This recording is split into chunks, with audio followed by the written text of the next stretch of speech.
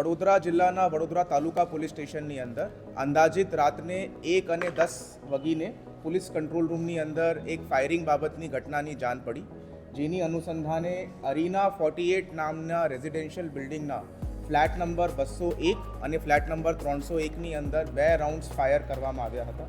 તાત્કાલિક તાલુકા police, LCB, SOG, બધા DYSP શ્રીઓ, બધી ટીમો ઘટના સ્થળ પર પહોંચીને ઘટના સ્થળનું મુઆયના કરવામાં આવ્યું હતું અને એક એફઆઈઆર બીએનએસની 109 અને આર્મ્સ એક્ટ મુજબની દાખલ કરવામાં આવી હતી.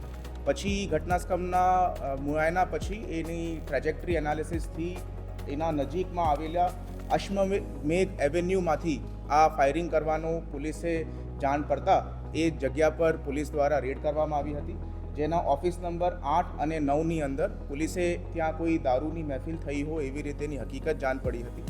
એના અનુસંધાનમાં સીસીટીવી ફૂટેજ, ટેકનિકલ સોર્સિસ અને હ્યુમન ઇન્ટેલિજન્સથી પોલીસે આ ગુનાનો ભેદ ઉકેલ્યો છે અને ટોટલ 6 અક્યુઝની ધરપકડ કરવામાં આવી છે, જેની અંદર છે શક્તિસિંહ વનરાજસિંહ રાણા, મેહુલ મહેન્દ્ર ગઢવી, સંજય રમેશચંદ્ર દવે, વિજયકુમાર ચંદુલાલ ભરવાની, દીપક શંભુનાથ ઝા, ઇન્દ્રજીત અનિરુદ્ધસિંહ વાઘેલા.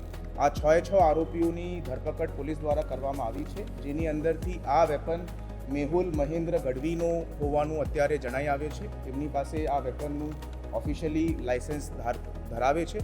તે બાબતની જાણ અમે સંબંધિત જિલ્લાના કલેક્ટરને કહીને એને રદ કરવા માટેની તજવીજ હાથ ધરાવશું.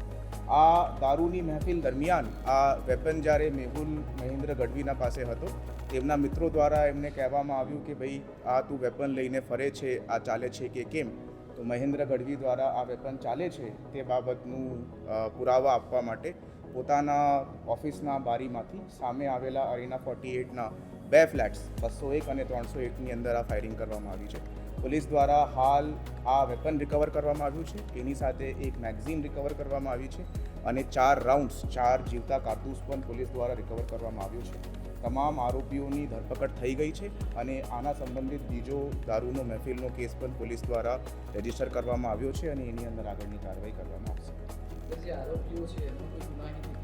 હા, એની અંદર હાલ આ તપાસ ચાલુ છે, જેની અંદર અક્યુઝ નંબર 1 શક્તિસિંહ વનરાજસિંહ રાણાના 2 ઓફેન્સીસ મળ્યા છે અને અક્યુઝ નંબર 3 સંજય રમેશચંદ્ર દવેના 15 જેટલા ઓફેન્સીસ પોલીસે મળી ચૂક્યા છે. હાલ પૂરતું આ તમામ ઓફેન્સીસની ગુનાહિત હિસ્ટ્રીનું પુષ્ટિકરણ પોલીસ દ્વારા કરવામાં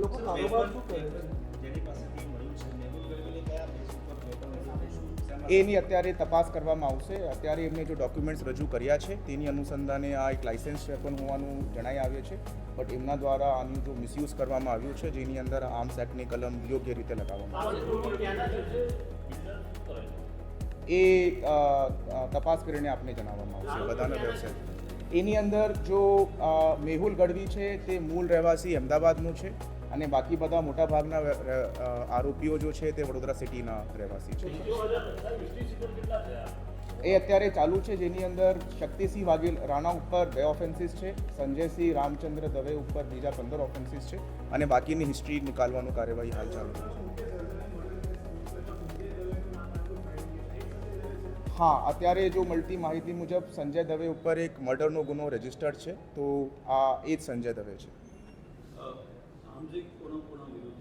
બધાના વિરુદ્ધની અંદર ફાયરિંગ જો છે તે મેહુલ મહેન્દ્ર ગઢવી દ્વારા કરવામાં આવ્યું હતું અને કોમન ઇન્ટેન્શનની દરમિયાન જો છે આ કલમ જો છે બધાના વિરુદ્ધ લગાવવામાં આવી છે અને સમાનાંતર બધા આરોપીઓને કાયદાની દૃષ્ટિકોણથી ટ્રીટ કરવામાં આવશે. હા, પોલીસ દ્વારા ત્યાં ખાલી દારૂની બોટલ્સ રિકવર કરવામાં આવ્યું છે અને એ બાબતનું પણ કેસ રજીસ્ટર કરવામાં આવ્યું છે. ના, આવડું કોઈ લાગતું નથી કે કોઈ કારણવશ એમના ફ્લેટ ઉપર ફાયરિંગ કરવામાં આવ્યું હતું, એવું અત્યારે હાલ પૂરતું ઇન્વેસ્ટિગેશનમાં સામે. જો ઓફિસ છે તે મૂળ ભાડુઆત જોગાભાઈ ભરવાડના નામે હતું, એમને એમના મિત્ર કૃપાલસિંહને આપેલું હતું અને આ જો આરોપી છે શક્તિસિંહ રાણા તે કૃપાલસિંહના મિત્ર તરીકે તે જગ્યાનો ઇસ્તેમાલ કરતો હતો. હા, firing accuse number 2 Mehul Mahendra Gadhvi દ્વારા કરવામાં આવ્યું. બંને રાઉન્ડ એમને દ્વારા ફાયર કરવામાં આવ્યું. એ ભાડુમાં લઈને રાખેલી છે.